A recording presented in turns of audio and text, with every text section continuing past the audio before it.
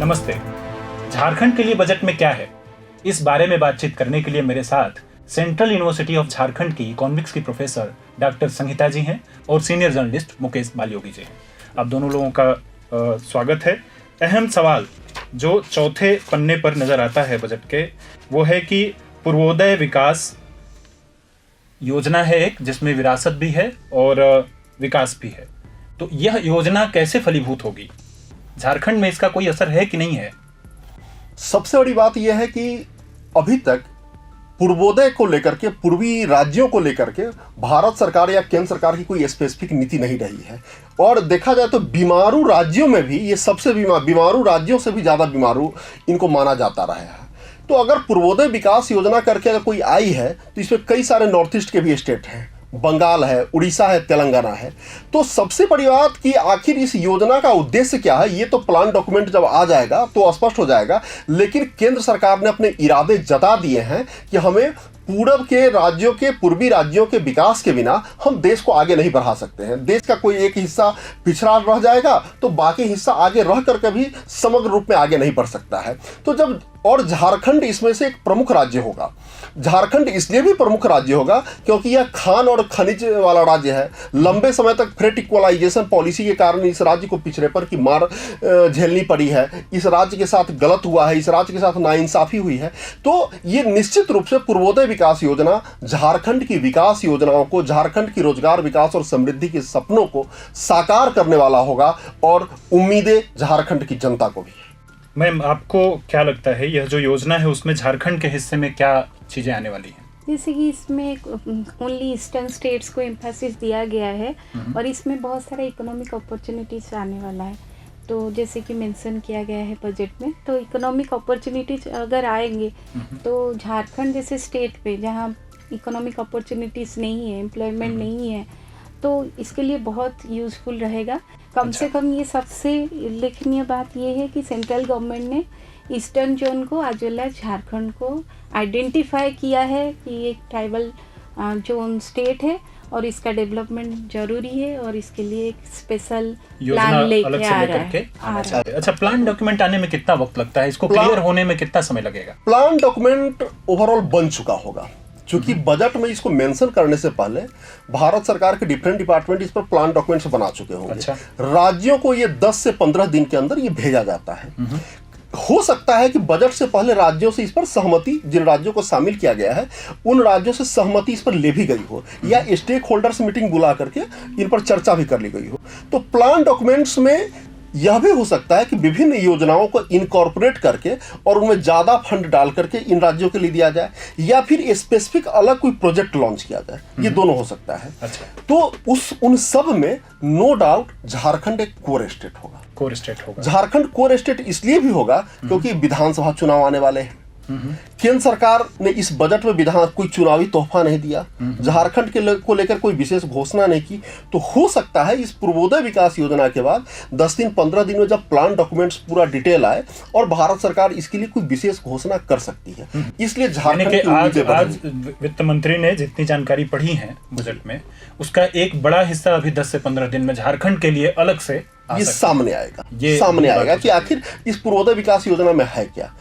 केवल infrastructure development है या एम्प्लॉयमेंट डेवलपमेंट, ओवरऑल ग्रोथ के लेकर के कुछ चीजें हैं, या फिर कनेक्टिविटी को लेकर के कुछ है, क्या है? ओके। जो बात लिखी हुई है बजट में, जब उसकी कॉपी हम देख रहे थे तो उसमें लिखा हुआ है कि विकसित भारत के लिए लक्ष्य को प्राप्त करने के लिए आर्थिक अवसरों का सृजन किया जाएगा और पूर्वी क्षेत्र के प्रकृति निधि संपन्न राज्यों के लिए यह योजना लाई जा रही है, जिसमें बिहार, झारखंड, पश्चिम बंगाल और आंध्र प्रदेश प्रमुख रूप से शामिल है।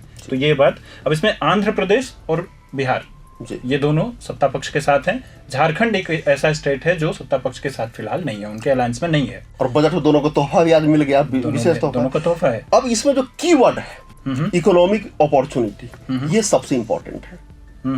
चूंकि इकोनॉमिक अपॉर्चुनिटी जैसे है भी ये डिसाइड किया गया है, सबसे पहले एम्प्लॉयमेंट पर फोकस होगा।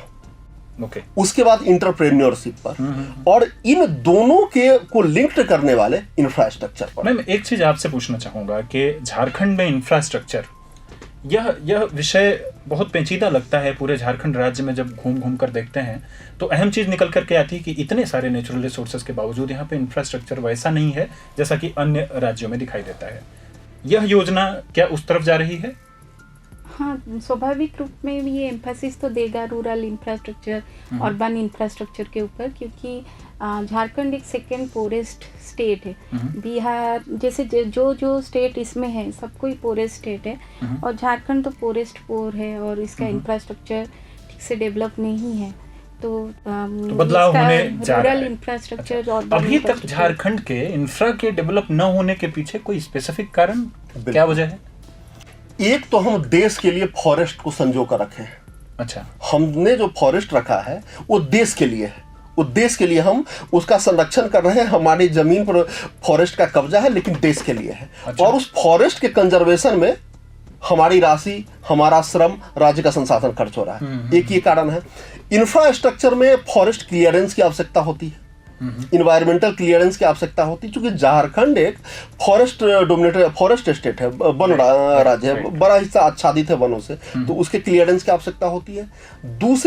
दूसरा ये एक माइंस प्रोन राज्य है, माइंस और मिनरल प्रोन राज्य।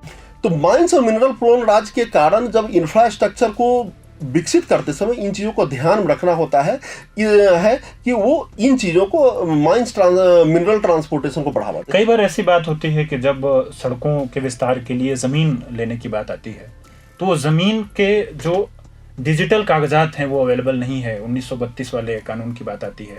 इस तरह के कानून भी इसमें बाधक हैं क्या? ये कंपनसेशन, ये जो इशू है वो कंपनसेशन का है। जैसे 1932 का जो खतियान का इशू है, और बेसिकली झारखंड एक 5th शेड्यूल 5वीं अनुसूची के तहत गवर्नर राज्य है, एक आदिवासी राज्य है। यहाँ 3 कानून बहुत प्रभावी तरीके से, कौन कौन से? छोटा Nagpur tenancy act, Santhal Pargana tenancy act और विल्किंसन रूल। अच्छा, जिनमें एक एक करके जरा इनके यूजर्स को, जो देखने वाले लोग हैं, उनको यह बताएं। पहला कानून का जिक्र कर ले। छोटा नागपुर टेनेंसी एक्ट, यह बेसिकली उलगुलान, बिरसा मुंडा के उलगुलान के बाद यह अस्तित्व में आया, और इसके तहत आदिवासी जमीन पर दूसरे कब्जा न कर सके और आदिवासियों को उनको जमीन संबंधी मामलों में संरक्षण कैसे दिया जाए, उसके लिए बेसिकली यह कानून है। तो इसके तहत खास करके लैंड ओनरशिप को लेकर के बहुत सारी रिजिडिटी है। अच्छा, कि ताकि आदिवासियों के साथ अन्याय नहीं हो सके, और उस अन्याय के उसके कारण कई बार इंफ्रास्ट्रक्चर डेवलपमेंट में तो बाधा नहीं है। इंफ्रास्ट्रक्चर के लिए सरकार उनकी जमीन लेती है, लेकिन जो इंफ्रास्ट्रक्चर बन जाने के बाद भी उस इंफ्रास्ट्रक्चर के बगल में विकास नहीं हो पाता है, क्योंकि वहां निवेश कौन करेगा? वो जमीन ट्राइबल लैंड है, उस पर लोन नहीं मिलेगा, क्योंकि बैंकों को यह दिक्कत है कि भाई ले लेंगे तो उस जमीन को नीलाम कहां करेंगे अगर वो लोन नहीं चुकाया था। दूसरे जो निवेशक हैं उस पर नहीं कर सकते। एक समस्या ये है। तो ये गवर्नमेंट का, इसलिए पूरा निवेशकों का जो नजर है झारखंड में वो उनके मिनरल्स पे है, वहां पे इंफ्रा डेवलप करने पर नहीं है। ट्रांसपोर्टेशन कनेक्टिविटी के लिए तो बन जाते हैं इंफ्रास्ट्रक्चर, लेकिन वो इकोनॉमी को कनेक्ट नहीं कर पाता है, वो रोजगार की संभावनाओं को कनेक्ट नहीं कर पाता है, वह अर्थ को विस्तार नहीं दे पाता है। दूसरा कानून जो अभी का जो बजट है वो डिजिटल पब्लिक इंफ्रास्ट्रक्चर को एम्फेसिस दे रहा है, जिसमें सब कुछ डिजिटलाइज हो रहा है, जैसे लैंड रिकॉर्ड्स, रजिस्ट्रेशन, ये सब कुछ आधार के साथ लिंक हो रहा है। तो ये बहुत जरूरी बात आपने कही, जो हम जिस कानून का जिक्र कर रहे थे उसी कानून को आगे बढ़ाते हुए, कि जो बजट है उसमें भी इसके एक दूसरे स्वरूप को पेश किया गया है। हाँ, तो आप उस डिजिटल इंफ्रास्ट्रक्चर वाले कानून बजट में जो प्रावधान है उसके बारे में बता रही थी। हाँ, जो डिजिटल पब्लिक इंफ्रास्ट्रक्चर है बेसिकली उसमें जो जितने भी फार्मर हैं उनके नाम पे रजिस्ट्री हो जाए, उसको एम्फेसिस दिया गया है। और इसके बावजूद इसमें आधार के साथ ये लिंकअप है। अच्छा। और लैंड रिकॉर्ड को अपडेट किया जा रहा है, तो इससे एक दिशा तो मिलेगी डिजिटलाइजेशन को, लैंड रिकॉर्ड्स हो रहा है। राइट। तो हम दूसरे कानून की बात कर रहे थे। दूसरा कानून है संथाल परगना टेनेंसी एक्ट। अच्छा, ये दरअसल यह कानून जो है कंटिन्यूएशन में है। ठीक है। इससे पहले एक संथाल परगना एक्ट आया, जो हुल जो सिदो कानो का हुआ था उसके बाद आया। और उसने पहली बार संथाल कौन है और संथाल लैंड कौन है इसको डिस्क्राइब किया।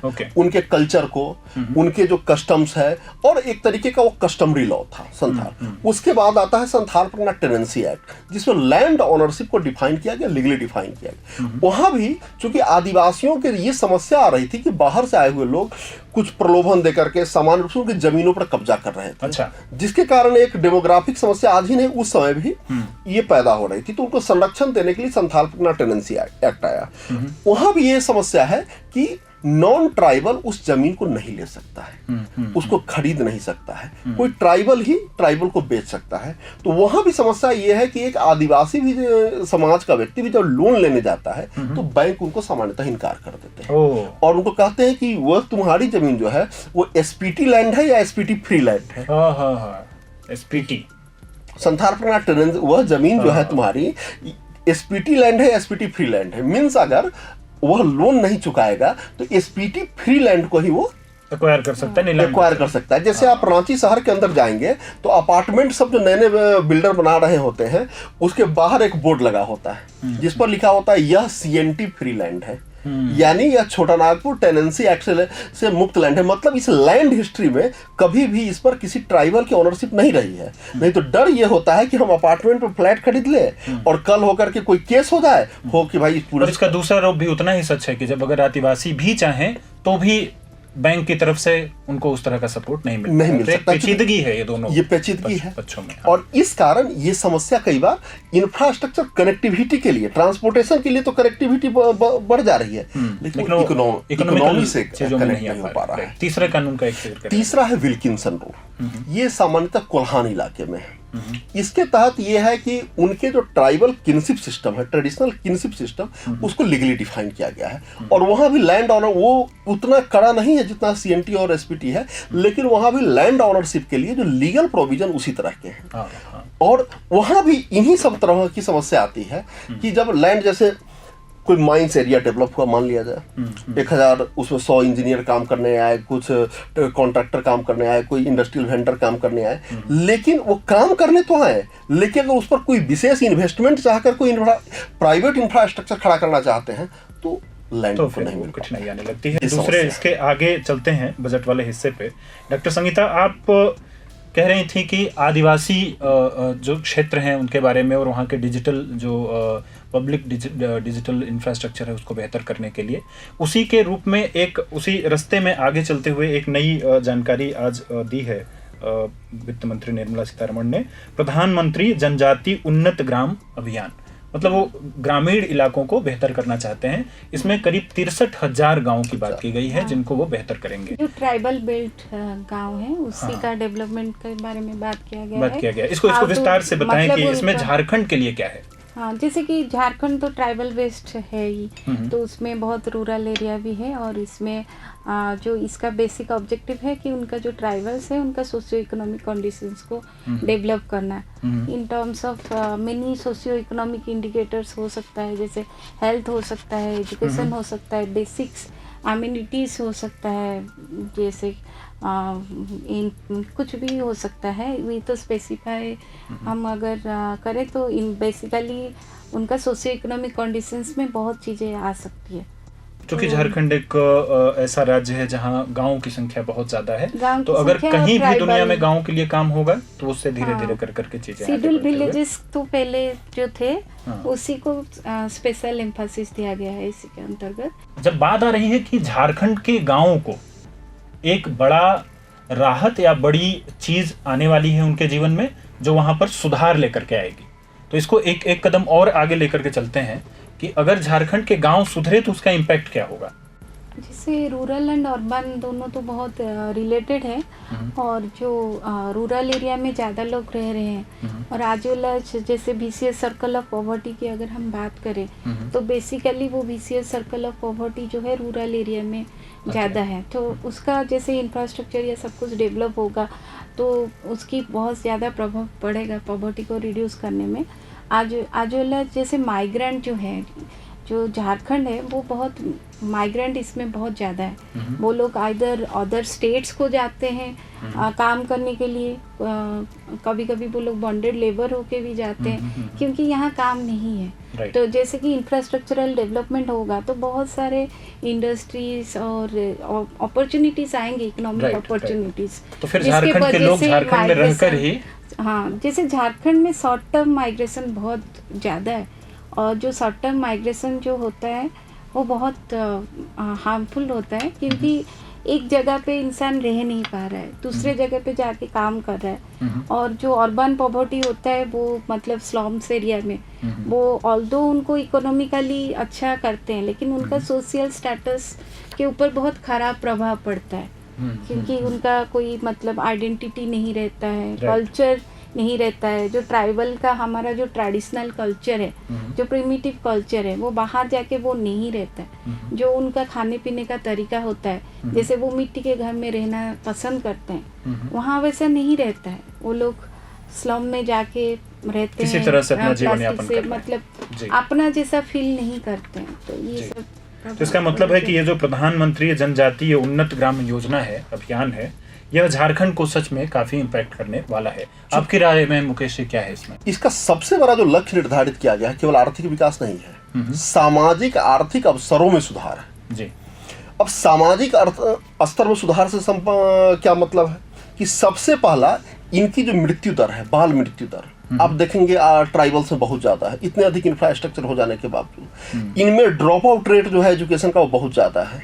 इसके अलावा इनके जीवन का कंडीशन जो है खास करके स्वच्छता के हिसाब से वो भी बहुत ख़राब है। जैसे ही ये चीज़ें ठीक होंगी, हेल्थ पर इनका जो एक्सपेंसेस है वो नजर आने लग जाएगा और इनके जीवन में बेहतरी नजर आएगी। दूसरा, जब इन्हें आर्थिक अवसर गांव में मिलेंगे तो इनकी परचेज कैपेसिटी बढ़ेगी। राइट। जैसे ही इनकी परचेजिंग कैपेसिटी बढ़ेगी तो वैसे ही इकोनॉमिक साइकिल डेवलप होगा जी। और गांव में जैसे ही परचेजिंग कैपेसिटी बढ़ेगी तो उसके आधार पर एक मार्केट डेवलपमेंट भी होगा जो कि स्टेट को ओवरऑल एक लार्जर पर्सपेक्टिव में ग्रोथ में मदद करेगा। व्यापक असर इसका दिखाई, व्यापक असर दिखेगा। तो 63,000, चूंकि मुझे जहां तक ध्यान में है कि छोटी छोटी योजनाएं तो रही है लेकिन पूरी तरह से जनजातीय ग्राम को उन्नत करने की ये योजना इस तरह की संभवतः पहली बार है। क्योंकि इससे पहले वनधन योजना कुछ चली, कुछ और भी वन ग्रामों के लिए भी कुछ योजनाएं चली थी, लेकिन सामाजिक आर्थिक अवसरों में सुधार और उन्नयन को लेकर के ये इस तरह की योजना पहली बार। चूंकि ट्राइबल सोसाइटी जो रिमोट एरिया की थोड़ी आइसोलेटेड होती है तो वहां अगर अवसर आएंगे तो निस्संदेह वह राज्य के विकास के लिए भी और राष्ट्र के विकास के लिए भी बेहतर होगा। ढेर सारी योजनाओं के बीच में एक बात हो रही है कि स्किल को अपस्किल किया जाए। जो आपके पास पहले से है जानकारी उसको और बेहतर करने के लिए काम किया जाए।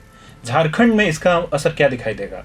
झारखंड में अनएम्प्लॉयमेंट बहुत ज़्यादा है और जो है वो लोग इनफॉर्मल सेक्टर में काम करते हैं। बेसिकली जो लेबर क्लास है वो इनफॉर्मल सेक्टर में काम करते हैं क्योंकि वो स्किल्ड नहीं है तो उनको अपॉर्चुनिटीज़ मिलती नहीं है, इसीलिए वो काम नहीं कर पा रहे हैं। दूसरे स्टेट जा रहे हैं तो इनफॉर्मल सेक्टर में मतलब काम कर रहे हैं। तो उनको अगर स्किल्ड किया जाएगा, अप स्किल्ड किया जाएगा, एक स्पेसिफिक ट्रेनिंग दिया जाएगा स्पेसिफिक चीज़ में जो अभी का रिक्वायरमेंट है, उस हिसाब से उनको अपॉर्चुनिटीज़ मिलने से, उन स्किल्ड होने से उनको जॉब अपॉर्चुनिटीज़ बहुत बेहतर हो जाएंगे। एक बात यह है कि अब स्किल को इस तरह से देखा जा सकता है कि अगर कोई ट्रेलर है तो उस ट्रेलर को फैशन डिजाइनर में उसको स्किल दे करके तब्दील किया जाए। आपकी राय में मुकेश जी क्या है, इससे क्या झारखंड को लाभ होने वाला है? ये विद्या के लिए 2 श्लोक वेदों में अपने वैदिक वाङ्मय में दिया गया है। एक है अर्थ करी च विद्या, अच्छा, और दूसरा है सा विद्या या विमुक्त है। अर्थ करी ज विद्या जो अर्थकारी हो, आर्थिक उपार्जन करा दे, और सा विद्या या विमुक्त जो विमुक्तिकारी हो, जो बहुत सारी चीजों से मुक्त करा दे, अशिक्षा से, अव्यवस्था से, अराजकता से, बहुत सारी चीजें। तो पहली पीढ़ी जब जीवन के पड़ाव पर अग्रसर होती है अपने ट्रेडिशनल पेशे को छोड़ करके, तो उसके लिए सिंपल ये होता है कि पेट भरने के लिए आर्थिक उपार्जन कहाँ से आ जाए। दूसरी पीढ़ी जब जाती है उसके लिए ये होता है कि उनके जीवन स्तर का में बेहतरी कैसे हो। तीसरी पीढ़ी सामाजिक स्तर के बारे में सोचने लगती है और चौथी पीढ़ी जो है वो लीड करने के बारे में सोचने लगती है। यही अप स्किलिंग की जरूरत होती है। कि जैसे मान लीजिए कोई एग्रीकल्चर लेबर है, वो हल जोतना जानता है, वो खेती करना जानता है, लेकिन अगर उसे जैविक कृषि सिखा दिया जाए, ऑर्गेनिक फार्मिंग सिखा दिया जाए, तो वो अपने प्रोडक्ट को बेहतर मार्केट तलाश सकता है और बेहतर रिटर्न ले सकता है। ऑर्गेनिक फार्मिंग से भी और भी आगे उसको फूड प्रोसेसिंग सिखा दिया जाए तो वो एक छोटा सा उद्यमी बन जाएगा। ऑर्गेनिक फार्मिंग से भी ऊपर, ये फूड प्रोसेसिंग से भी ऊपर के लेवल का फूड प्रोसेसिंग प्रोड्यूसर अगर उसको बना दिया जाए और मार्केट डेवलपमेंट से उसको जोड़ दिया जाए, मार्केट प्लेसेस से, तो वो एक्सपोर्टर भी बन सकता है। राइट। अप स्किलिंग, री स्किलिंग और अप स्किलिंग, यह जो एक सीक्वेंस है, इसकी भूमिका बहुत बड़ी है। और यह केवल कृषि के लिए नहीं, ये जीवन के हर क्षेत्र के लिए है कि जिनके पास भी बेसिक स्किल है उनको री स्किलिंग और अप स्किलिंग के माध्यम से उनके जीवन स्तर को बेहतर बनाया जा सकता है और कमोबेश अर्थव्यवस्था की बेहतरी से हो सकती है। तो ये उस दिशा में बढ़ता हुआ दिखाई देता है जो अप स्किलिंग प्रोग्राम है। एक सवाल लेंगे और डॉक्टर संहिता से कि बात हुई है कि इन्वेस्टमेंट जो आती हैं और ख़ास तौर पर एंजल इन्वेस्टर्स के लिए उनका जो टैक्स का एक वहाँ पर जो बाधाएं आती थी उनको या बताना पड़ता था, वहाँ पर उनको टैक्स में थोड़ी छूट मिली है। तो क्या झारखंड में स्टार्टअप्स के लिए वैसा माहौल है जैसा कि बाकी राज्यों में है? आपकी अंडरस्टैंडिंग क्या कहती है झारखंड के? झारखंड में तो कम है in comparison to other states, तो इससे उन लोगों को बहुत राहत मिलेगी। और नया जो स्मॉल मीडियम इंडस्ट्रीज़ हैं, स्मॉल स्केल इंडस्ट्री, और ये बजट में भी उनके ऊपर भी मतलब ये मिला है, राहत मिला है, तो ये बहुत उनको यूजफुल रहेगा, आगे लेकर के जाने में मदद करेगा। इसी से जुड़ा हुआ एक सवाल यह भी है कि झारखंड ऐसा स्टेट है जहाँ समस्याएं आती हैं, सिंचाई में समस्या, बाढ़ की समस्या, इस तरह के कई अन्य तरीके की समस्याओं से जूझता रहता है।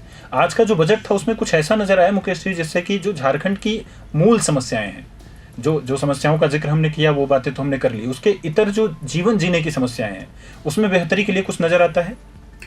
एक तो उन्नत ग्राम योजना है, लेकिन ओवरऑल अगर देखा जाए तो ऐसी सिंचाई को लेकर के, क्योंकि झारखंड में असिंचित जमीन की समस्या बहुत ज्यादा है, उससे भी अधिक अल्कलाइन लैंड की समस्या, क्षारीय जमीन यहाँ बहुत है जी जी, जो जिसको अगर कल्टीवेटेड लैंड बनाया जाए तो झारखंड में प्रोस्पेरिटी बढ़ सकती है। हाँ, बढ़ सकती है। स्टार्टअप भी उसी का एक हिस्सा है। झारखंड की स्टार्टअप पॉलिसी देश की सबसे शानदार स्टार्टअप पॉलिसी में से है। लेकिन समस्या वही एंजल इन्वेस्टर की है कि उनके प्रोजेक्ट में नेशनल इंक्यूबेशन सेंटर रांची में है जी जी, जिसका प्रधानमंत्री ने उद्घाटन किया था, लेकिन अब उनको इंक्यूबेट करेगा कौन?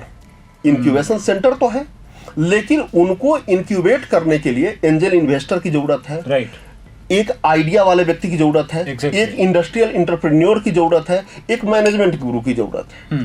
तो एंजल इन्वेस्टर नहीं। अगर वह जो टैक्स में छूट दी गई है तो बहुत सारे लोकल इंडस्ट्रियलिस्ट भी ऐसे प्रोजेक्ट को, स्टार्टअप प्रोजेक्ट को इंक्यूबेट कर सकते हैं, इंक्यूबेट करने के लिए आगे आएंगे। अब यहाँ पे एक और सवाल बचता है कि डॉक्टर संहिता खुद एक महिला हैं और झारखंड में महिलाओं का एक पूरा ऐसा सिस्टम है कि यहाँ पे महिलाएं बहुत काम करती हैं, लेकिन वो नेशनली ग्लोबली उनकी कोई पहचान नहीं होती। इस बजट से कुछ उम्मीद नजर आती है कि जो झारखंड की वर्किंग वुमेन्स हैं और झारखंड की बाकी वुमेन्स हैं जो बतौर लेबर काम कर रही हैं, उनको कोई उम्मीद बनती है आज के बजट से? आज के बजट में एक्चुअली इसमें फीमेल लेबर फोर्स पार्टिसिपेशन को बहुत एम्फेसिस दिया गया है, तो जिसके अंतर्गत वर्किंग वुमेन हॉस्टल का डेवलपमेंट और करा जा रहा है, जिसके वजह से जैसे वुमेन हैं बहुत सारे पार्टिसिपेट नहीं करना चाहते, मतलब काम करना नहीं चाहते, क्योंकि आजकल रहने का सुविधा उन लोगों को नहीं मिलता है अर्बन एरिया में स्पेसिफिकली। तो वर्किंग वुमेन्स हॉस्टल से उनको बहुत राहत मिलेगा, क्योंकि अगर उनको रहने के लिए सिक्योरिटी मिलेगा तो वो जाके काम भी कर पाएंगे। बहुत बहुत आपका धन्यवाद डॉक्टर संहिता। मुकेश जी आपका धन्यवाद, कई महत्वपूर्ण बातें आपने उसमें जोड़ी हैं। पूरे बजट के बारे में अगर आपको इसी तरह की डिटेल्ड और ज़रूरी खबरें देखनी है तो प्रभात खबर के डिजिटल मीडियम पे आ जाइए। आप प्रभातखबर.com ओपन कर लीजिए, यूट्यूब चैनल ओपन कर लीजिए, फेसबुक पे आ जाइए, जिस भी डिजिटल प्लेटफॉर्म को आप इस्तेमाल करते हैं वहाँ पर प्रभात खबर को ढूंढिए, हम मौजूद हैं डिटेल जानकारी के साथ। प्रभातखबर.com, विश्वास वही, रफ्तार नहीं।